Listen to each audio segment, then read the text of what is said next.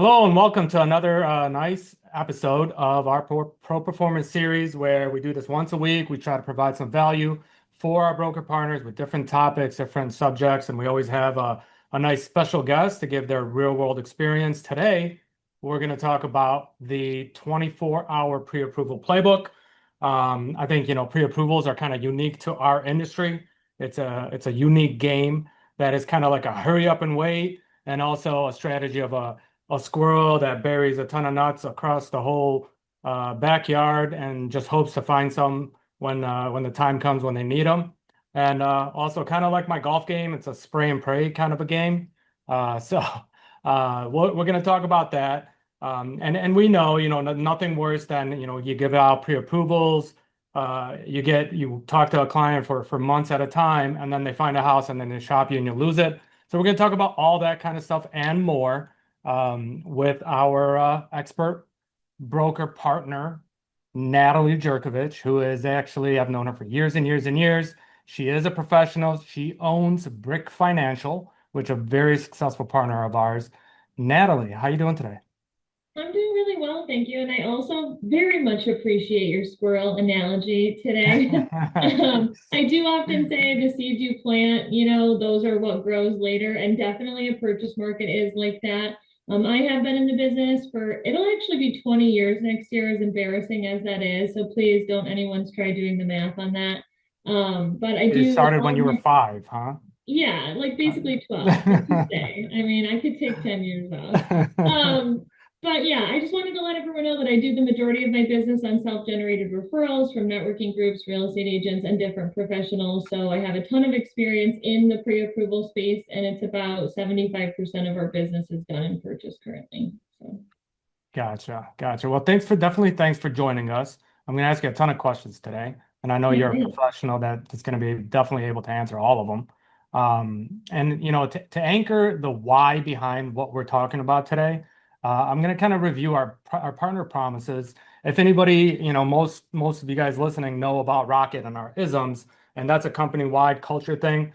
We'd have actually similar things called the partner promises here just for Rocket Pro, and this is our culture, right? We have 10 of them, and it helps. It's our guide that's kind of helps us move forward as our full spears ahead. And today, though, we're going to talk about number 10 specifically, right? Which is the better we serve you, the better you get to serve your clients. And we're a firm believer of that. So what we do at Rocket Pro is we try to offer the best tools, the training, the tech to help you run your business on your terms, of course. Because when you own your dream, more people are going to own theirs. Um, and what we'll do is let me talk about what you'll be able to what the outcomes are by the end of this session, right? So what we want you to do by the end of this session is be able to structure a fast and efficient borrower intake process. Also identify the essential documentation needed for a strong pre-approval, apply communication strategies that keep borrowers responsive and engaged from pre-approval to closing. And I think it's probably the most important part, in my opinion, and also demonstrate effective communication and escalation strategies to help, maintain your borrower and agent confidence. So, you know, why speed to approval matters. And kind of like I talked earlier, it's like a hurry up and wait, right? You talk to a bunch of borrowers, you get them approved, but they don't even have a house. So Natalie, why does that matter in today's market? Even though most people, and it's very hard to find a house, most people haven't even found a house yet. Yeah.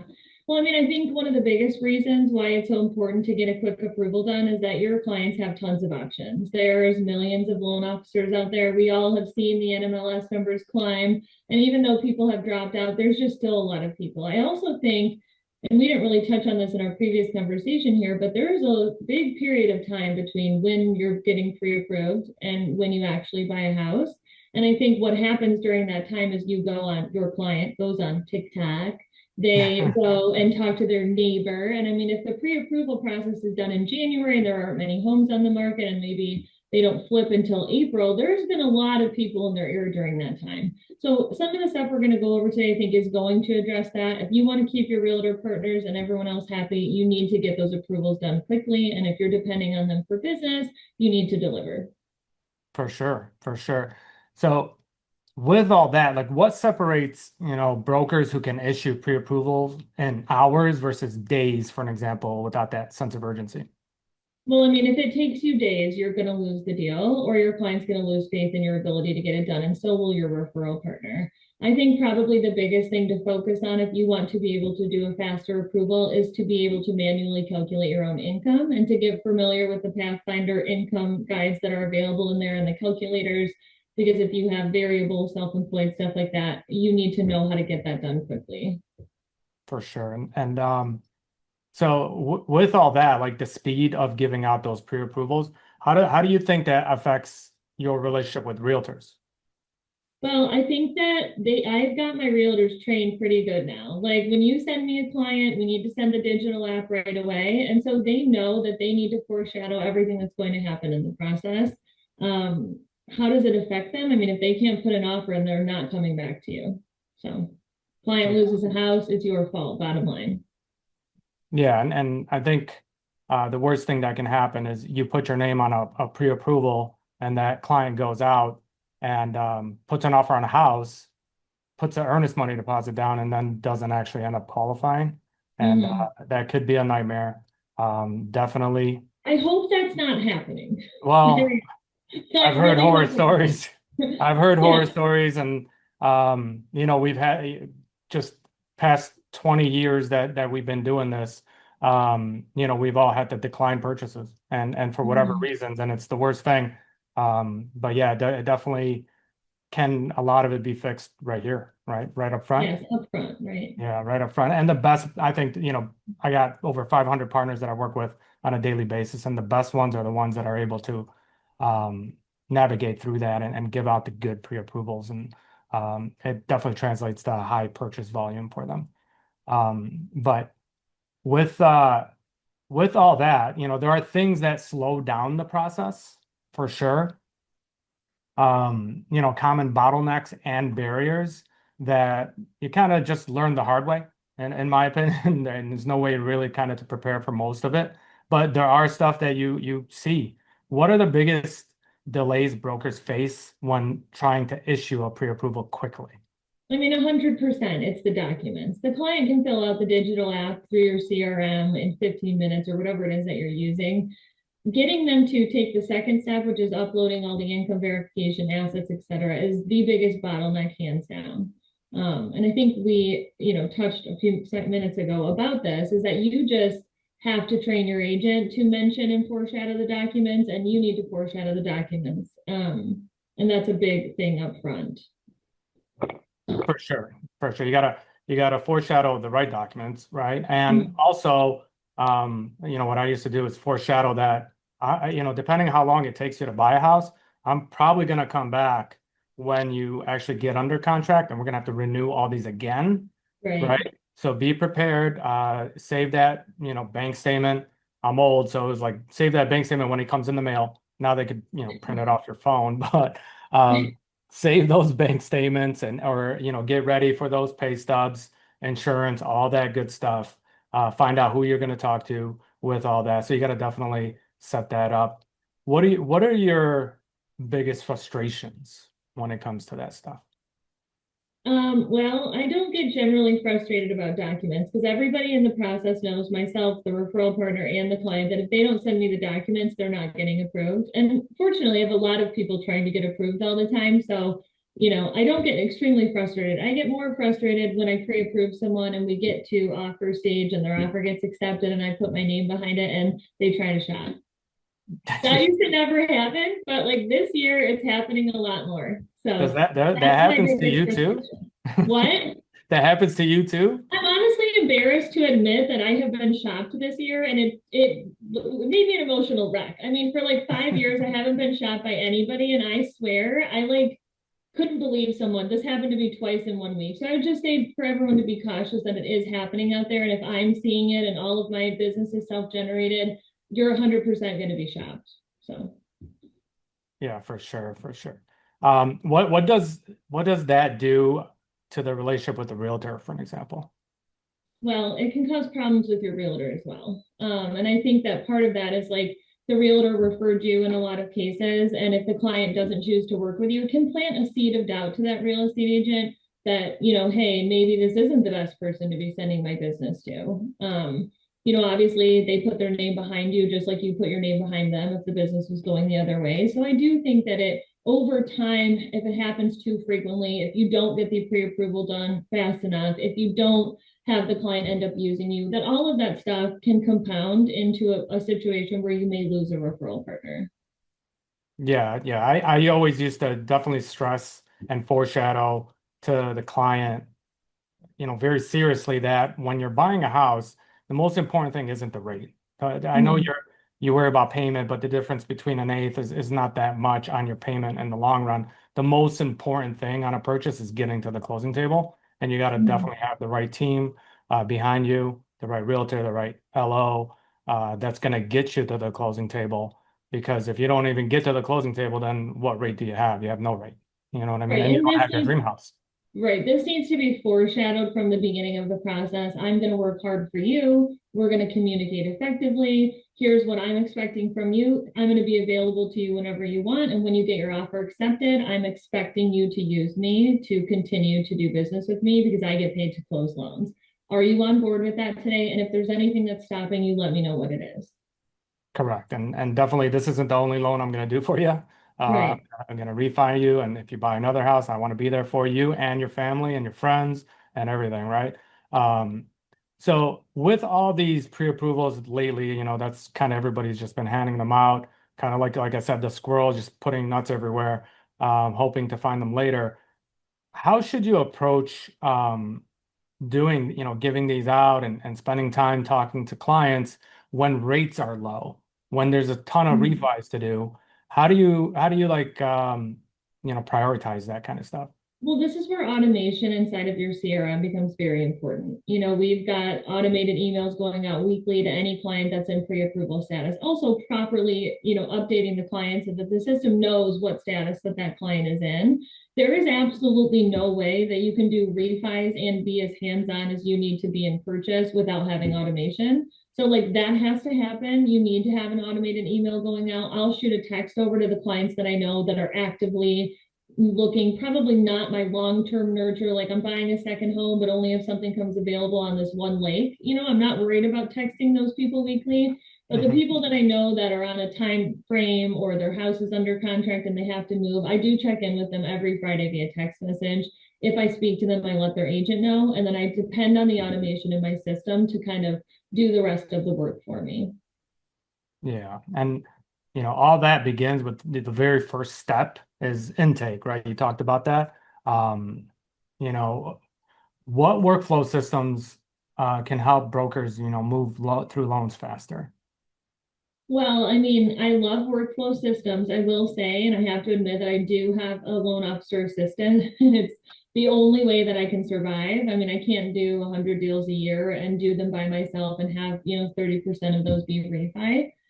So I do think having someone to assist you with putting the loan into the system is helpful. You can transition your processor into also getting engaged with the file a lot sooner, and then maybe you're just going in and running the AUS. As far as the workflow systems, I mean, obviously we have a POS inside of our CRM. We use an LOS to, kind of track everything that way. And then we've got a lot of people inside of the office touching everything. So I think really the automated emails are absolutely the biggest thing. If you don't have automated email set up, absolutely have to do that because, and we talked about like the happy birthday emails. Like, if you have automated emails out, you can kind of touch those clients again too. And it's a big thing for retaining the business as well. Our audience actually is a big variety of different kinds of experiences, right? So just like you and I have been in the business for 20 plus years, there's some people listening to us that are just getting in. So, Mhm. here's kind of a general question. What documentation should brokers request from borrowers immediately? Like have to have pay stubs and W-2s or tax returns if they're self-employed. I won't even continue a conversation with a self-employed borrower. I don't do a soft pull on their credit. I don't do anything until I see their tax returns.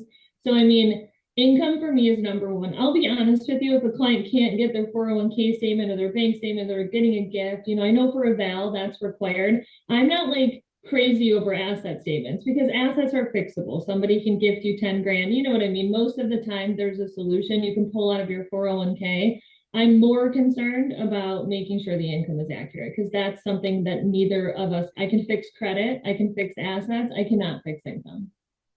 Oh yeah. Oh yeah. And I think being an expert at self-employed income, reading knowing how to read the tax returns is Yeah. key. And definitely take the time and learn how to do it.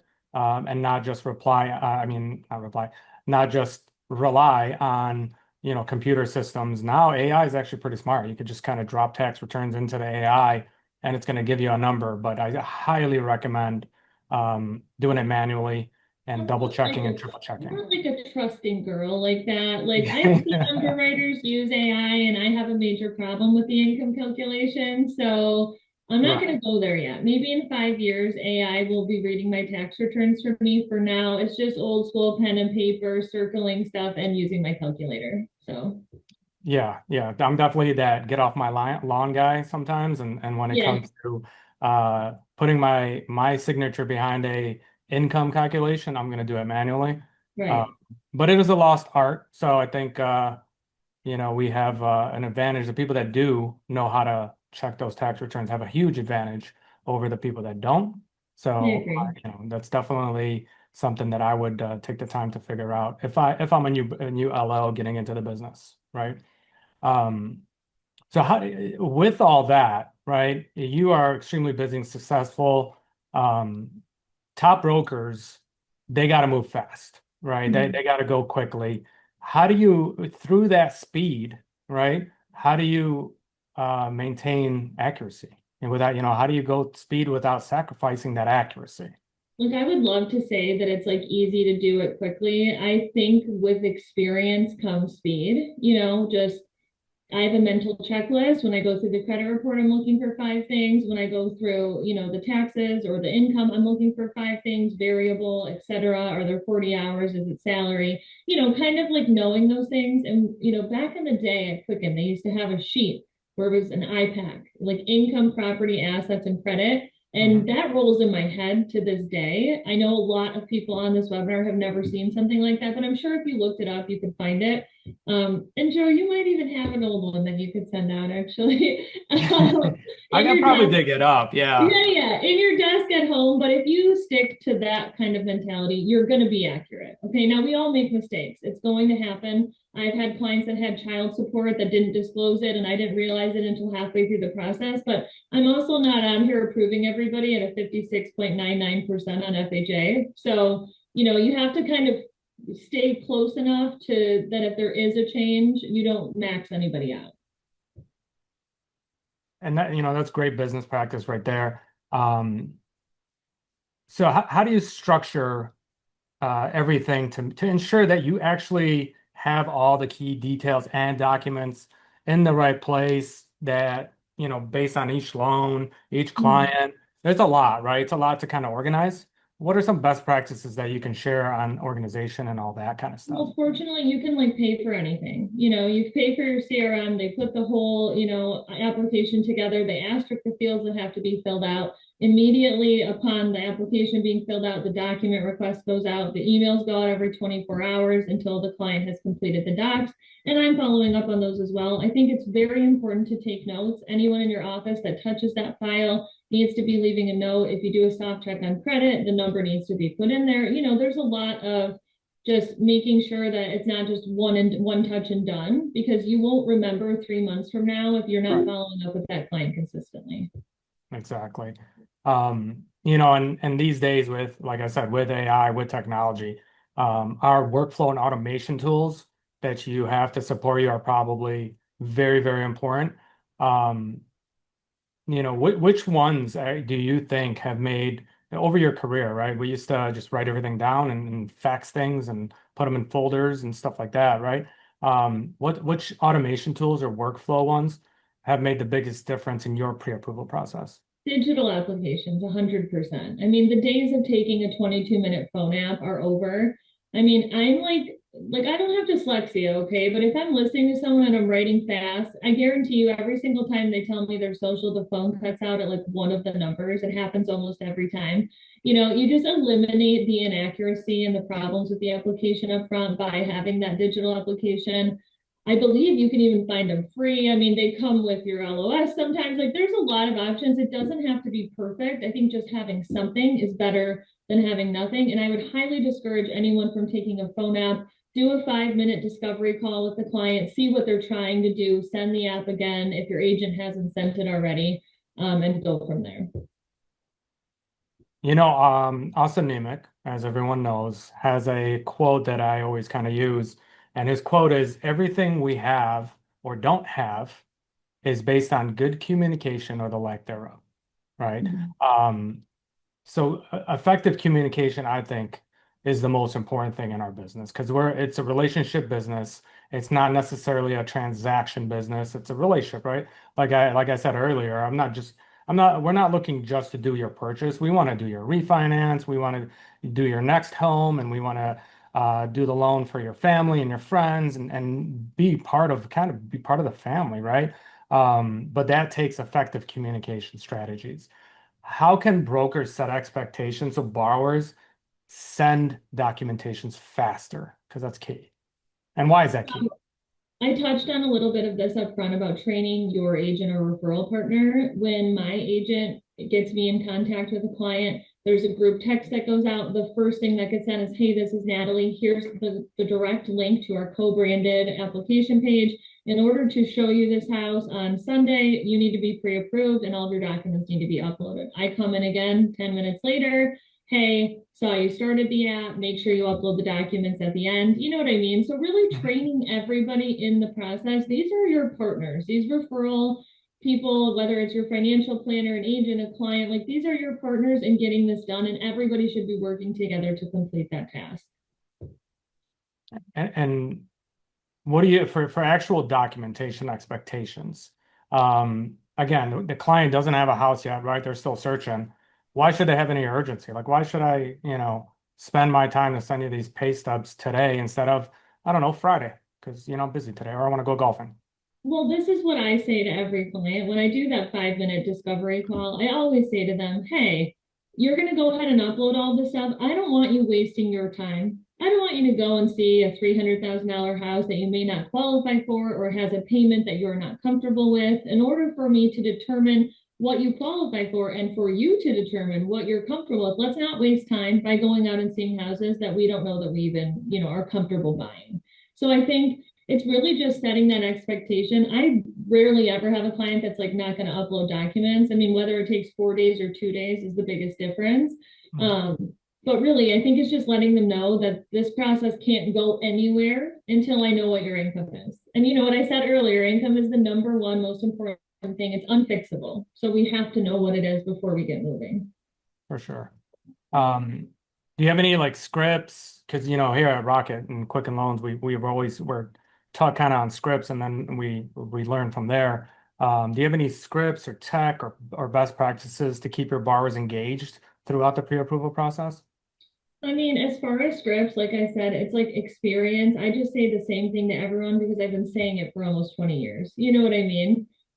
As far as like tech best practices, again, have to have those automated emails going out, big thing.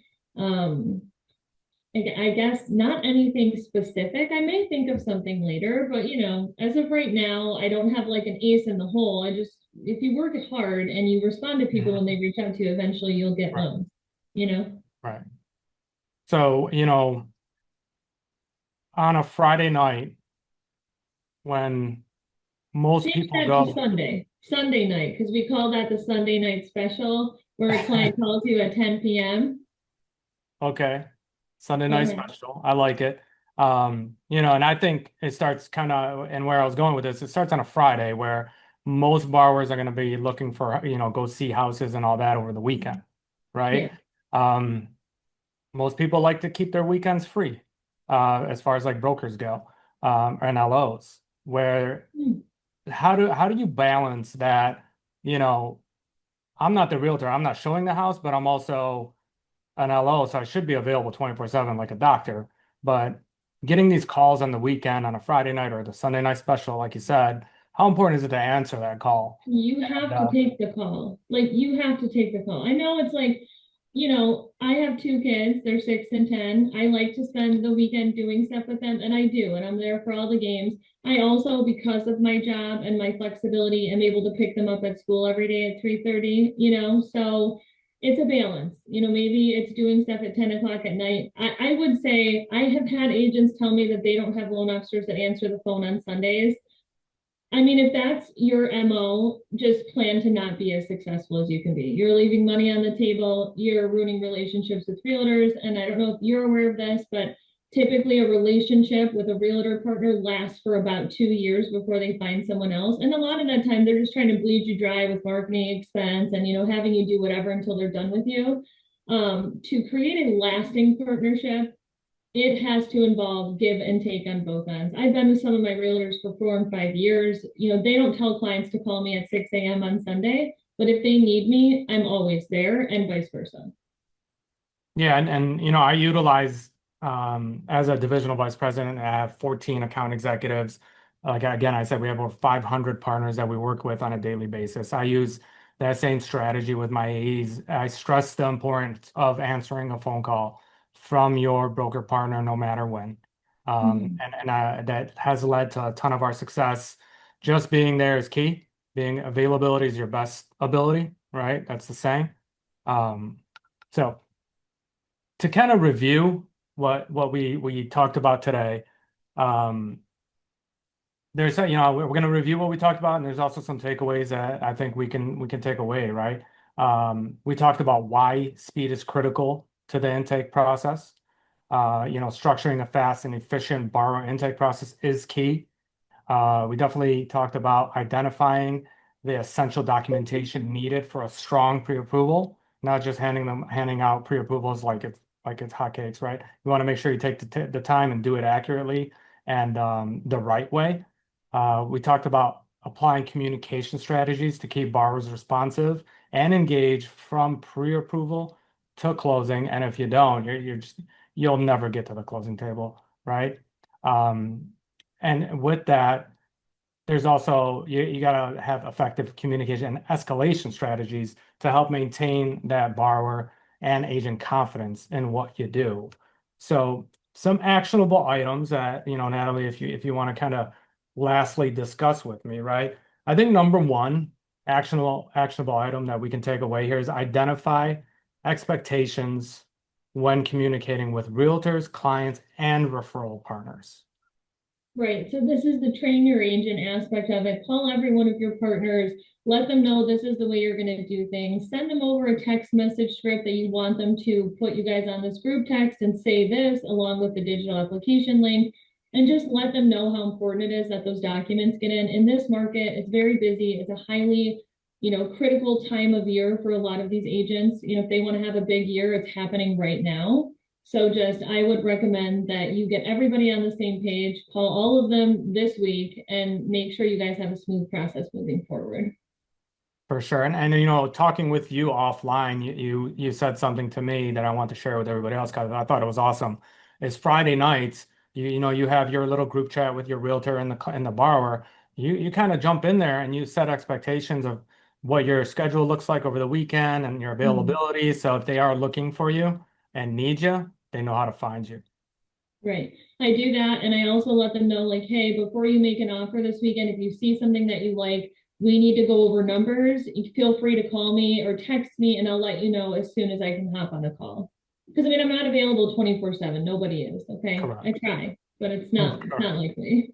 Right. It's all about setting expectations, right? Right. Um, So number two, review your non-negotiables surrounding your business. Like you said, you're not available 24/7. Everybody has some kind of non-negotiables, right? How Mhm. important, like it's so important, and we talked about this, to set the boundaries, the expectations, the foreshadows of how your business runs. And it's your business, right? Um, Yeah. Well, set a boundary with yourself first that you're not going to do any approvals without income documents. Okay. So, number one, you will not be working on an approval until the income documents come in. And that's a hard boundary that every loan officer should have. That is where it starts. And then you can move into the other three categories. So, number one. Number two, set a boundary with your time on nights, weekends, and how fast you're going to be available. I do not answer calls before 9 a.m. I like to get my kids off to school, have a coffee, see what my plan is for the day. It's non-negotiable to me. 11 p.m. all day. Call me, text me if I'm normally awake, but before 9 o'clock in the morning, set aside some time for yourself so you don't always feel like your day is being derailed. Yeah, no, I'm with you. And my wife wishes I had more boundaries because she gets mad when I answer the phone when we're at dinner or whatever. But she also supports me and understands the business that I have to answer the phone. It's just how we operate, right? But yeah, definitely setting your own non-negotiables and communicating them is key with having a happy business. And I was always taught garbage in, garbage out. Right? So if you bring in bad pre-approvals, you're going to be pumping out some bad decisions and bad relationships after. So take your time, do it right, and do it accurately, right? And third, gaining a commitment at pre-approval moving forward. So this is the tie down that we're talking about. You're going to say to your client, I'm going to be available for you from 9 a.m. to 11 p.m. Monday through Sunday. If I can't get to you, I will within 2 hours. I will have your approval done in 24 hours. Here's all the things I'm doing to earn your business. And what I'm asking for you is that we're going to do this together for 1 month, 6 months, 12 months, however long it takes. And when your offer gets accepted, my expectation is that we will be working together. So is there anything that's going to keep you from committing to me today that when your offer gets accepted, we will be working together? And you'll let the client respond. Now, maybe we touched on the shopping thing. Maybe they say, well, I was going to talk to my credit union. Much better to know this on Tuesday, April, whatever, what day is it? I have no idea. Than to find out the day after their offer gets accepted that they want to spend their inspection period shopping. It gives you a chance to address it, to reiterate that you will shop them with 17 different lenders or however many you have. And it really just makes them understand that you get paid to close loans. You got me sold, let me tell you. Okay. No, You're my client now. Wait, do you need a mortgage show? Because if you do, I can help you. well, as you know, we have the isms here, Natalie, and we eat our own dog food, right? So I appreciate Yeah. that for sure. I'll send it to Rocket. Okay. Anyways, go ahead. We're done. That's We're awesome. done. Well, thank you. Definitely thank you, Natalie, for sharing your expertise, giving us your time today, and being a real true professional. We actually next week, Pro Performance continues. Coming up next, which is June or May 7th, join us. We're going to talk about the purchase power play that we have going on. You can actually call your AE now. They'll discuss it with you, and they'll break it down. But we're going to break down some best practices on how to utilize it and how to really use it to gain some business. So thank you again. Appreciate you guys. Talk to you soon. Bye. Bye.